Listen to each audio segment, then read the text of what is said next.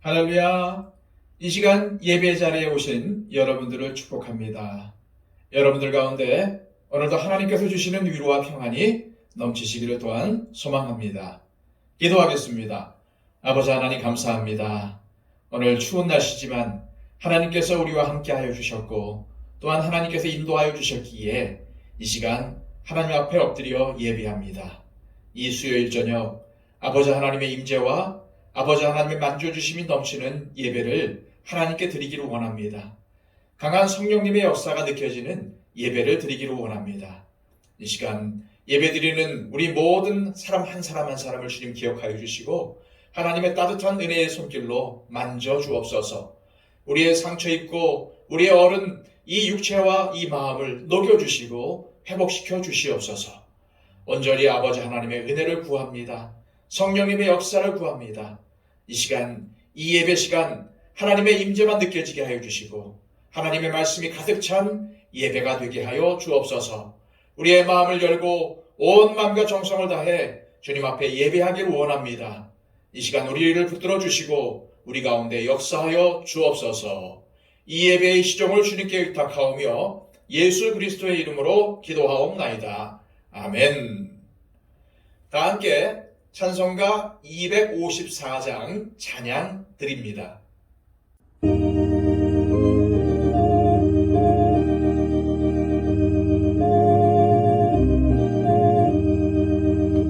내 주의 보혈은 정하고 정하사 내 죄를 정케 하신 주 날 오라 하신다. 내가 주께로 지금 가오니 십자가의 보혈로 날 씻어주소서.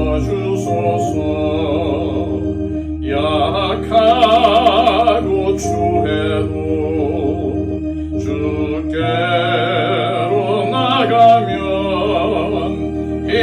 힘주시고 내 추함을 곧 씻어주시네. 내가 주께로 지금 가오니 십자가의 보혈로 날 씻어주소서. 날 오라 하심은 온전한 믿음과 또 사랑함과 평안함 가주려 함이라. 내가 주께로 지금 가오니 십자가의 보혈로 날 씻어주소서. 큰 죄인 복받아 살 길을 얻었네. 한없이 넓고 큰 은혜 베풀어 주소서. 내가 주께로 지금 가오니 십자가의 보혈로 날 씻어주소서. 그 피가 맘속에 큰 증거됩니다. 내 기도 소리 들으사 다 허락하소서. 내가 주께로 지금 가오니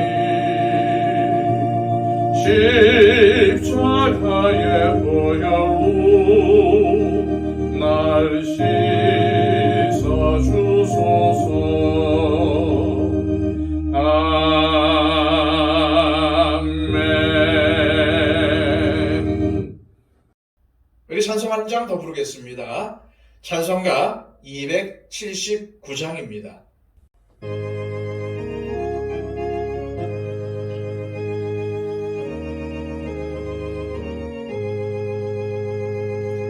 인내하신 곳에 주여 내가 비오니 죄인 홀하신 때에 날 부르소서. 주여 주여 내가 비오니 죄인 홀하실 때에 날 부르소서. 자비하신 보좌 앞에 꿇어 엎드려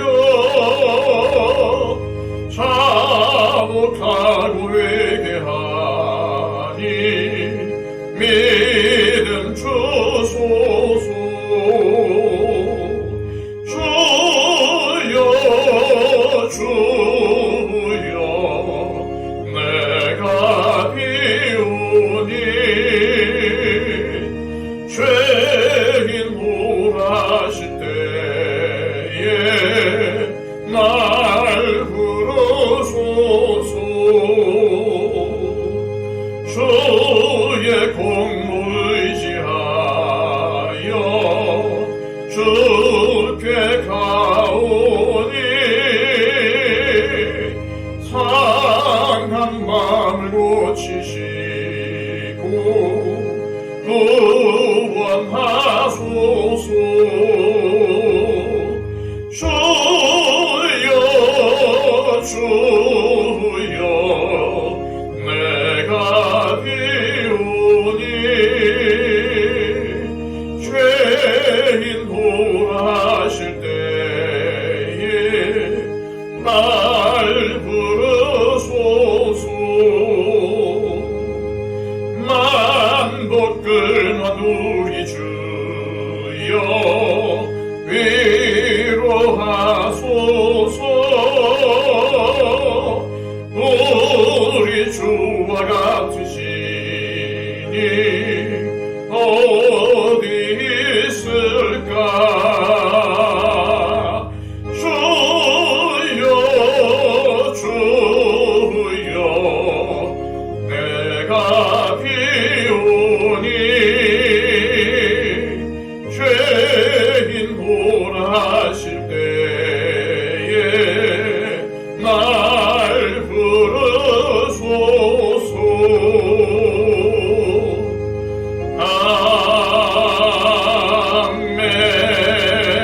아멘.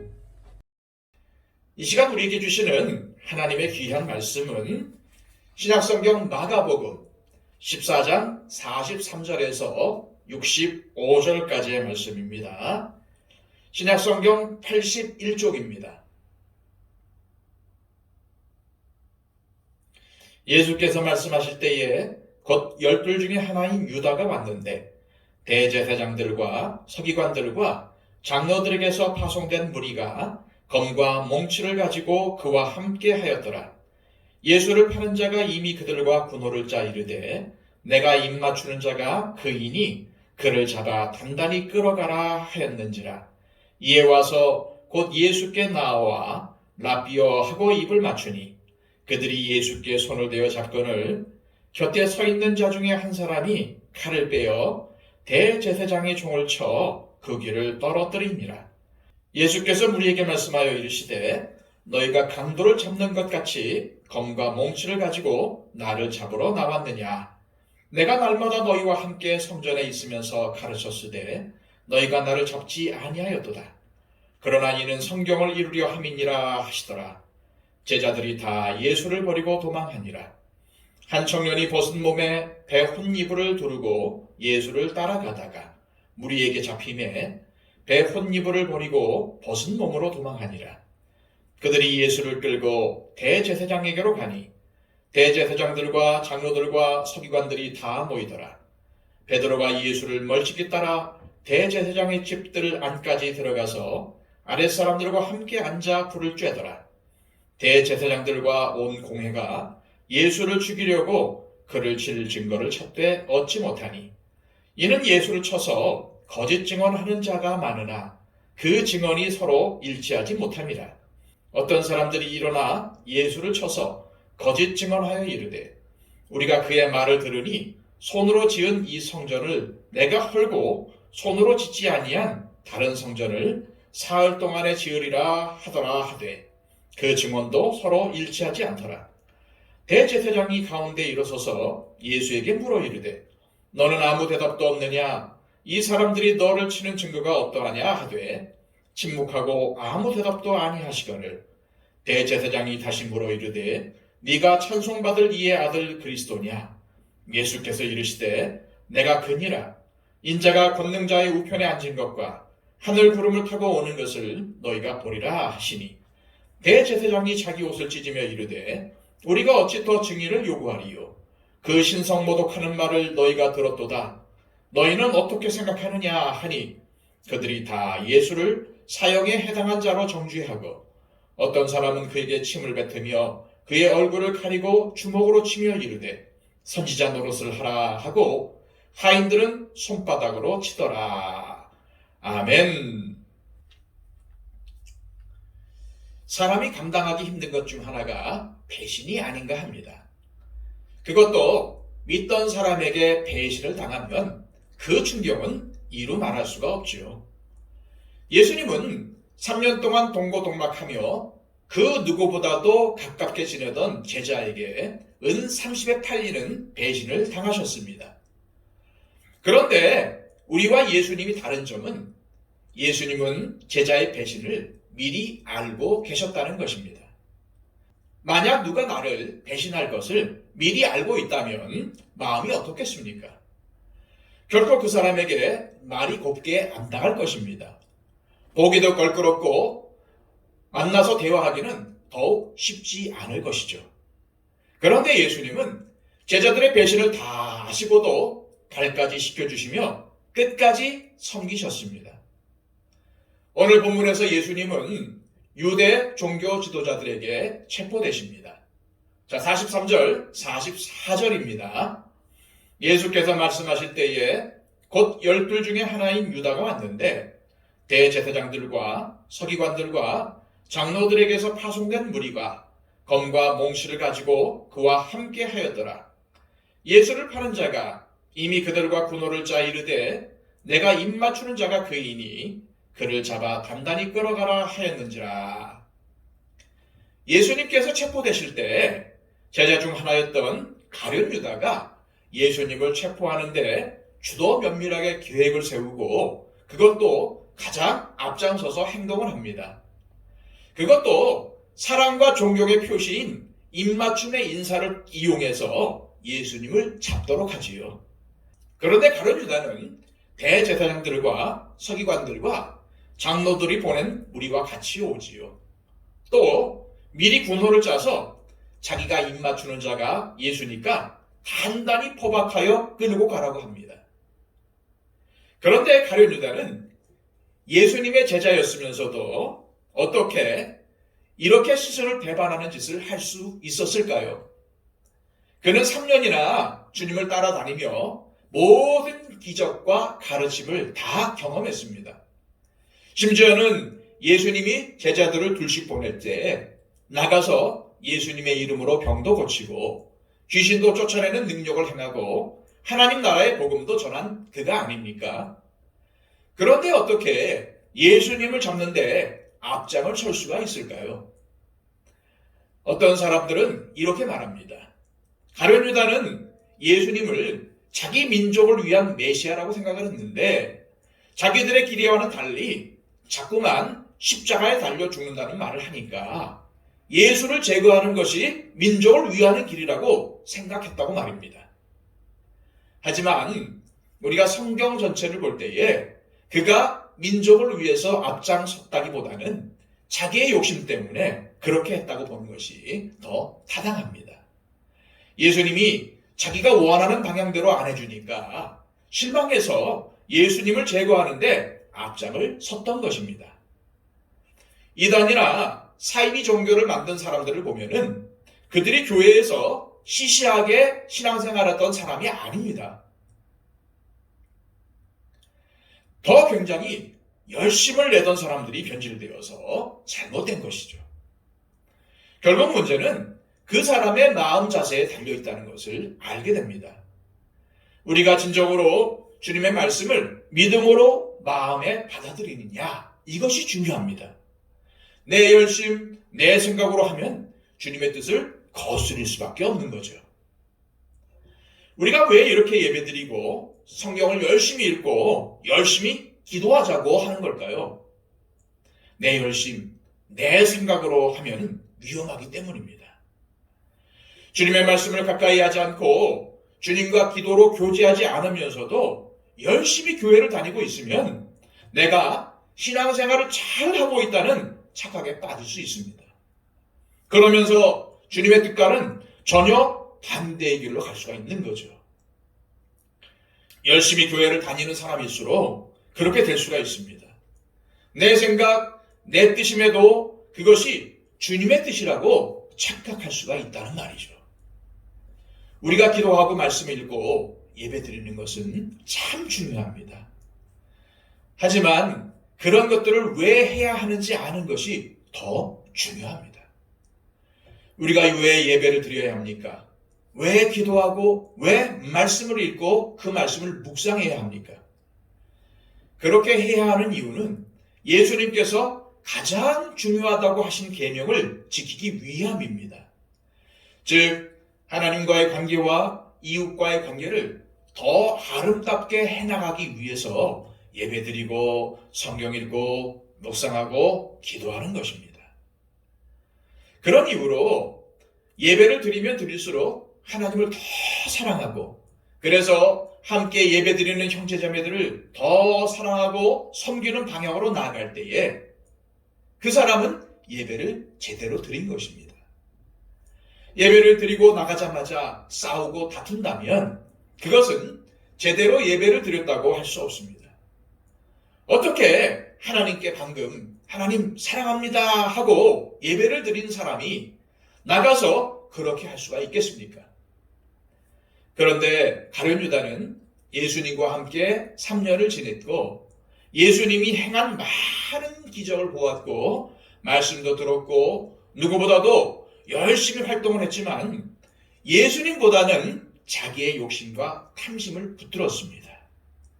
자기 자신이 중심이었기 때문에 결국은 배신의 길로 가고 말았던 것이죠.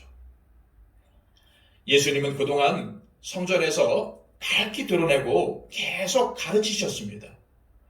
그런데도 유대 종교 지도자들은 예수님을 체포하지 않았습니다. 사실은 체포하지 못한 것이죠. 왜냐하면 체포했다가 백성들이 들고 일어날까 봐 그랬습니다. 그런데 이제 때가 되어 잡으러 왔습니다. 자, 47절에서 50절까지의 말씀입니다. 곁에 서 있는 자 중에 한 사람이 칼을 빼어 대제사장의 종을 쳐 그 귀를 떨어뜨리니라. 예수께서 무리에게 말씀하여 이르시되 너희가 강도를 잡는 것 같이 검과 몽추를 가지고 나를 잡으러 나왔느냐. 내가 날마다 너희와 함께 성전에 있으면서 가르쳤으되 너희가 나를 잡지 아니하였도다. 그러나 이는 성경을 이루려 함이니라 하시더라. 제자들이 다 예수를 버리고 도망하니라. 대제사장이나 서기관 등 종교 지도자들은 예수님의 공생의 초기부터 어떻게 하면 예수를 잡아 죽일까 연구해 왔습니다. 그러던 중에 가룟 유다의 가담으로 힘을 얻어 예수를 체포하기 위해 사람들을 보낸 것입니다. 백성들이 못 보는 캄캄한 밤에 아무도 없을 때 가서 잡아오게 한 것이죠. 그것도 중무장에서 보냅니다. 그래서 예수님이 너희가 강도를 잡는 것 같이 검과 몽추를 가지고 나왔느냐라고 말씀하신 것입니다.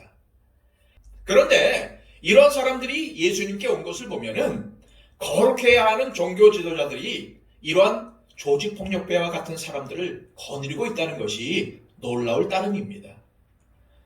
만약 제가 어디서 조폭을 고용해서 폭력을 행사한다면 여러분들은 어떻게 생각하시겠습니까? 목사도 아니라고 생각하실 것입니다. 그런데 대제사장과 같은 종교 지도자들이 이러한 깡패 같은 자들을 평소에 거느리고 있다는 것입니다. 그렇다면 이들은 거룩해야 할 종교 지도자임에도 불구하고 평소에 나쁜 짓을 많이 하고 있었다는 말이 됩니다. 예수님은 성전을 가리켜 만민이 기도하는 집이라고 하시면서 너희 대제사장들은 성전을 강도의 소굴로 만들었다라고 책망하셨습니다. 힘을 앞세워 약한 자들을 짓밟고 억누르는 짓을 놀랍게도 대제사장들이 하고 있었다는 말입니다. 자기 유익을 위해서 사람들을 폭력으로 억누르는 일을 했다는 것입니다. 그리고 이제는 자기들의 권력에 방해가 되는 예수를 없애기 위해서 예수를 체포해 오게 합니다. 종교 지도자들은 자기의 악한 생각을 따라 이런 일을 하고 있습니다. 하지만 놀랍게도 이 모든 것이 하나님의 계획에 따라 이루어지고 있었다는 것입니다. 결국 메시아로 오신 예수님이 고난을 받고 십자가에 달리시는 것이 인류를 구원하기 위한 하나님의 뜻이었고, 놀랍게도 사람들의 악함 속에서도 하나님의 선한 뜻은 이루어지고 있었다는 말입니다. 그렇습니다. 하나님은 이러한 악인도 사용하셔서 당신의 뜻을 이루십니다. 하지만 우리가 오해하지 말아야 할 것은 하나님이 악인을 조종해서 악을 행하게 하시는 것은 아니라는 점입니다. 악인이 자기의 욕심과 생각에 따라 악을 행하는데 놀랍게도 나중에 보니까 하나님의 뜻이 그 가운데서도 이루어져 있다는 것입니다. 이것은 우리가 이해할 수 없는 하나님의 신비의 영역입니다. 무슨 로봇처럼 미리 프로그램을 해놓고 너는 이날 이 시에 가서 악을 행하라 라고 조종하는 것이 아니라는 말씀입니다. 하지만 인간의 모든 일은 하나님의 손 안에서 이루어지게 된다는 말씀인 거죠. 물론 믿음으로 하나님의 뜻을 발견해가며 하나님의 뜻이 이루어지기를 위해서 철저히 기도하고 애쓰는 바로 그러한 사람들을 통해서 하나님의 뜻이 이루어집니다. 저절로 그냥 되는 것이 아니라 그 악함 속에서도 선하신 하나님의 뜻을 신뢰하며 믿음으로 나아가는 소수의 믿음의 사람들을 사용하셔서 그 뜻을 이루어 가신다는 말씀입니다. 그것은 지금도 마찬가지입니다. 이 세상을 보면은 얼마나 악이 판을 치는 것 같이 보입니까? 악한 것들이 많고 불의와 불법이 판을 칩니다. 그래서 하나님의 뜻이 어떻게 여기서 이루어질 수 있겠는가 하지만 놀랍게도 하나님이 찾으시는 한 사람을 통해서 그 뜻이 이루어져 가고 있습니다. 그래서 우리가 하나님의 뜻을 이루기 위해 쓰임받아야 하지만 가룟 유다나 종교 지도자들처럼 악한 일을 통해서 쓰임받아서는 안 될 것입니다. 그러면 우리는 어떻게 살아야 할까요? 적어도 가룟 유다나 대제사장들처럼 속다르고 겉다르게 살면 안 된다는 것입니다. 이것이 바로 외식, 즉 위선인데요. 이렇게 살면 가룟 유다나 종교 지도자들처럼 되지 말라는 법이 없습니다. 그래서 마음밭이 중요한 것입니다. 하나님이 왜 다윗을 좋아하십니까? 다윗이 완벽해서가 아니었습니다. 그는 최악의 죄를 지은 사람이죠. 간음죄를 지었고 살인죄를 지었습니다. 그런데도 하나님은 왜 그를 그렇게 좋아하셨을까요? 그것은 그의 마음이 솔직하고 정직했기 때문입니다. 겉다르고 속다르지 않고 늘 하나님 앞에서 속에 있는 마음 그대로가 나왔기 때문입니다. 우리는 항상 여기서나 저기서나 같은 말을 하기 위해 애를 써야 합니다. 여기서 한 말과 저기서 한 말이 다르면 삶이 굉장히 복잡해집니다. 어디서 무슨 말을 했는지 다 기억하지 못하니까 내가 저 사람에게 무슨 말을 했나 하는 것을 따지다 보면 삶이 얼마나 복잡하고 스트레스가 많겠습니까? 그런데 정직하면 정말 편합니다. 정직하면 복잡하게 스트레스를 받을 필요가 없습니다. 우리는 이러한 정직한 마음밭을 준비하고 주님의 말씀과 기도로 가꾸어야 합니다. 그럴 때 우리의 삶이 귀한 열매를 맺는 삶이 되지 않겠습니까? 예수님이 잡힐 때 모든 제자들은 다 도망을 쳤습니다. 베드로는 자기가 죽을지언정 주님을 버리지 않겠다고 장담했고 다른 10명의 제자들도 똑같은 말을 했는데 막상 예수님이 체포되시자 다 도망을 간 것입니다. 그런데 오늘 말씀에는 누군지 알 수 없는 한 청년이 행한 일이 나옵니다. 51절, 52절 말씀입니다. 한 청년이 벗은 몸에 배 혼이불을 두르고 예수를 따라가다가 무리에게 잡힘에 배 혼이불을 버리고 벗은 몸으로 도망하니라. 그런데 이 이야기는 마가복음에만 나옵니다. 그렇다면 이 청년이 누구겠습니까? 성서학자들은 이 사람이 바로 마가복음을 기록한 마가 요한일 것이라고 추측하는데 100% 확실한 것은 아니어도 어느 정도는 맞을 수도 있다고 생각합니다. 예수님이 제자들과 최후의 만찬을 하신 곳이 바로 마가의 다락방이라고 전해지는데 그곳은 마가의 어머니인 마리아의 소유였습니다. 사도행전 2장에 오순절날 120명의 사람들이 기도하다가 성령을 받은 것도 바로 그곳입니다. 그 후에도 이 마가의 다락방은 계속적으로 교회가 모이는 곳으로 사용이 되었습니다. 전해져 내려오는 이야기에 따르면 마가의 어머니 마리아가 겟세마나의 한 동산을 소유하고 있었는데 예수님이 기도하신 곳이 바로 그 마가의 어머니인 마리아가 소유한 동산이었습니다. 그러므로 이 사람이 마가일 가능성이 높다고 생각하는 것이죠. 그런데 이 사람이 배 혼이불만 걸치고 예수님을 따라가다가 무리가 잡으려고 하자 그것을 벗어놓고 도망을 친 것입니다. 여기서 마가는 자신의 부끄러운 모습을 고백하고 있다고 볼 수 있습니다. 도망을 치는데 체면이고 뭐고 없이 벌거벗은 몸으로 도망을 갑니다. 주님을 믿는다고 하면서도 고난이 오면은 예수님을 믿는 믿음을 그냥 버리는 경우가 많습니다. 왜 그럴까요? 평소에 주님과의 관계가 없기 때문입니다. 놀랍게도 우리가 예배하고 성경 읽고 기도해도 주님과의 관계가 안 세워지는 경우가 너무 많습니다. 진정한 마음 없이 형식적으로만 하면 주님과의 관계가 안 세워지는 것입니다. 그래서 우리가 예배를 드릴 때도 성경을 읽을 때도 기도를 할 때도 그 안에서 정말 하나님과의 관계를 세우기 위해 쓰며 하나님과 깊은 대화를 하는 것이 필요합니다. 그런데 평소에 그렇게 하지 않으면 주님과의 인격적인 만남이 없기에 관계가 안 세워지는 것입니다. 그래서 믿음을 저버리는 데에 체면이고 뭐고 신경을 안 쓰게 되는 것이죠. 사실 어려움이 올 때에 신앙을 지키기가 쉽지만은 않습니다.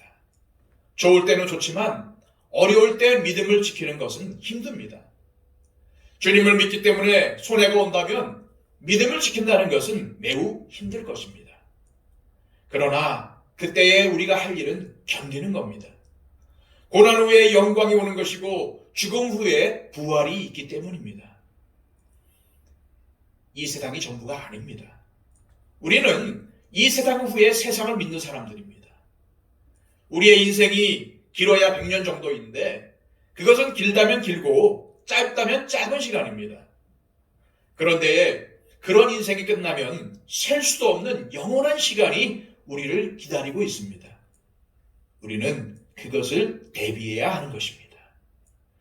우리에게는 이 세상에서의 부귀영화와 비교할 수 없이 더 영광되고 찬란한 영생이 있습니다. 이것은 헛된 망상이 아니라 예수님이 우리에게 약속해 주신 것입니다. 예수를 체포했다는 소식이 전해지자 이스라엘을 이끄는 국회와 같은 기관인 산헤드린 공회원들은 속속 모여듭니다. 자, 53절에서 56절입니다. 그들이 예수를 끌고 대제사장에게로 가니 대제사장들과 장로들과 서기관들이 다 모이더라. 베드로가 예수를 멀찍이 따라 대제사장의 집들 안까지 들어가서 아랫사람들과 함께 앉아 불을 쬐더라. 대제사장들과 온 공회가 예수를 죽이려고 그를 칠 증거를 찾되 얻지 못하니 이는 예수를 쳐서 거짓 증언하는 자가 많으나 그 증언이 서로 일치하지 못함이라. 유대 지도자들이 예수님을 죽이기 위해 다 모였습니다. 그런데 그들이 그렇게 신봉하던 율법과 특히 공회에 대한 법에 의하면 심야에 이렇게 모여서 재판을 하는 것은 완전히 불법이었습니다. 예수님이 불법을 행한다고 돌로 쳐 죽이려고 하던 그들이 오히려 불법을 자행하고 있는 것이죠. 그들도 이 법을 다 알고 있었습니다. 그러나 지금이 예수를 처치해버릴 절호의 기회이기에 불법인 줄 알면서도 재판을 강행하고 있는 것이죠. 다시 말해서 그들은 예수님을 체포할 때도 불의하게 체포한 것이고 법적으로도 아주 불법적인 절차를 통해서 재판을 하고 있는 것입니다. 이런 모습이 내게는 없는지 돌아보았으면 합니다. 무엇이 옳은지를 다 알면서도 옳지 않은 것을 행하는 경우가 우리 가운데 얼마나 많습니까? 교통 질서를 안 지키는 것은 작은 것일 수 있지만 하나님의 뜻이 무엇인지 알면서도 그렇게 하지 않는다면 이것은 작다고 할 수 없을 것입니다. 불법으로 재판을 연 유대 종교 지도자들은 눈에 불을 켜고 예수님을 잡아 죽일 만한 증거를 찾습니다. 많은 증거들을 내놓지만은 서로 일치가 되지 않지요. 왜 그럴까요? 거짓말이기 때문입니다. 거짓말의 특징은 서로 맞지 않는 것입니다. 거짓 증인들을 내세우지만 그 서로 각자의 증언도 맞지 않습니다. 그런데 놀라운 것은 많은 사람들이 자기를 죽이려고 거짓말로 증언하고 있는 순간에도 예수님은 아무런 말씀이 없으십니다. 왜 아무 말씀도 없으셨을까요? 예수님은 자신이 무슨 말을 해도 그들에게는 통하지 않을 것을 알고 계신 것입니다. 그리고 무엇보다 이제 하나님의 뜻이 이루어질 것을 아시기 때문입니다. 우리도 남들이 나를 몰라줄 때가 있습니다. 또한 오해하고 나를 멀리할 때가 있습니다. 그래서 찾아가 대화를 해보지만 대화할수록 더 꼬이게 됩니다. 그럴 때 우리가 할 일은 하나님을 의지하며 하나님 앞에 무릎 꿇고 나아가는 겁니다. 하나님과의 관계가 뚫리면 막혔던 관계도 뚫리게 됩니다. 그래서 사람들이 지금은 혹시 나를 몰라주고 오히려 나를 공격하고 내 진심을 모르더라도 너무 실망하거나 너무 좌절할 필요가 없습니다. 왜냐하면 하나님은 모든 것을 아시니까요. 내가 잘못한 게 아니라면, 내가 제대로 했고 진실하게 행했다면 언젠가 주님께서 그것을 드러나게 해주실 것입니다. 심판자인 하나님이 다 갚아주실 것입니다. 그런데 거짓 증언이 제대로 먹혀들지 않자 대제사장은 머리를 써서 아주 비열한 방법을 씁니다. 증인들의 말에도 대답을 안 하시니까 결정적으로 뭐라고 하는가 하면 네가 천성받을 이의 아들 그리스도냐? 라고 합니다. 이 말은 네가 메시아냐? 네가 진정 우리 민족이 그렇게 기다리던 그 구원자냐? 라고 물어보는 것입니다. 예수님은 이 말에 대해서도 대답을 하실 필요가 없었습니다. 지금까지 침묵하셨던 것처럼 그냥 가만히 있으시면 됩니다. 그러나 불리한 줄을 아시면서도 대답을 하신 것이죠. 62절 말씀입니다. 예수께서 이르시되 내가 그니라. 인자가 권능자의 우편에 앉은 것과 하늘 구름을 타고 오는 것을 너희가 보리라 하시니. 불리할 것을 아시면서 왜 이런 대답을 하셨을까요? 물론 예수님은 그들이 믿지 않을 것도 다 아십니다. 그런데 이제는 숨길 필요가 없다는 것입니다. 이제 드디어 주님의 때가 왔기 때문입니다. 구원을 이루실 그 때가 드디어 된 것입니다. 예수님은 이 대답 때문에 죽음을 자초합니다. 신성모독으로 몬 것입니다. 63절, 64절 말씀입니다. 대제사장이 자기 옷을 찢으며 이르되 우리가 어찌 더 증인을 요구하리요? 그 신성모독하는 말을 너희가 들었도다. 너희는 어떻게 생각하느냐 하니 그들이 다 예수를 사형에 해당한 자로 정죄하고. 예수님은 참으로 어리석어 보입니다. 이때도 가만히 계셨으면 되지 않았습니까? 그러나 우리가 여기에서 알 수 있는 것은 예수님은 자신의 안락함이나 성공에는 관심이 없으시다는 사실입니다. 예수님의 관심은 오직 하나님 아버지를 기쁘시게 하고 순종하여 하나님의 뜻을 이루는, 그래서 인류를 구하는 데에만 집중이 되어 있으십니다. 어떻게 그러실 수 있습니까? 겟세마네의 기도에서 이미 승리하셨기 때문입니다. 예수님의 눈은 세상에 있지 않습니다. 하나님의 영광과 하나님의 나라에 있습니다. 그래서 얻어맞고 침뱉음을 당해도 참을 수 있으셨던 것입니다. 65절 말씀입니다. 어떤 사람은 그에게 침을 뱉으며 그의 얼굴을 가리고 주먹으로 치며 이르되 선지자 노릇을 하라 하고 하인들은 손바닥으로 치더라. 눈을 안 보이게 가려놓고 따귀를 때리거나 주먹으로 때리면서 누가 때렸는지 맞춰봐라 하며 놀리는 겁니다. 하지만 예수님은 아무 말씀도 안 하시고 그냥 놔주십니다. 이제 때가 되었기 때문입니다. 그들도 불쌍한 사람들이고 그들조차 구원하셔야 할 사람들이기 때문입니다. 보통 사람들은 자기의 성공과 편안한 생활에 엄청 관심이 있습니다. 그런데 예수님은 자신의 편안함보다 하나님 아버지의 뜻을 따르는 것에 집중이 되어 있으셨습니다. 그러므로 자신을 죽이려고 하는 자들까지도 용서하신 이 주님을 믿고 따르는 자라면 나를 괴롭히는 사람도 바로 그 사랑으로 용서할 수 있게 되는 겁니다. 왜냐하면 그분이 내 안에 계시기 때문입니다. 어려움을 당해도 참을 수 있습니다. 우리의 삶은 여기서 끝나는 것이 아니기 때문입니다. 우리는 소망을 가진 사람들입니다. 그래서 우리가 이 땅에서 혹시 좀 불편하게 산다고 해도 너무 실망할 필요가 없습니다. 또 이 땅에서 좀 떵떵거리며 산다고 해도 너무 교만할 필요도 없습니다. 오직 하나님의 영광과 그의 나라를 구하는 삶을 사면 되는 것입니다.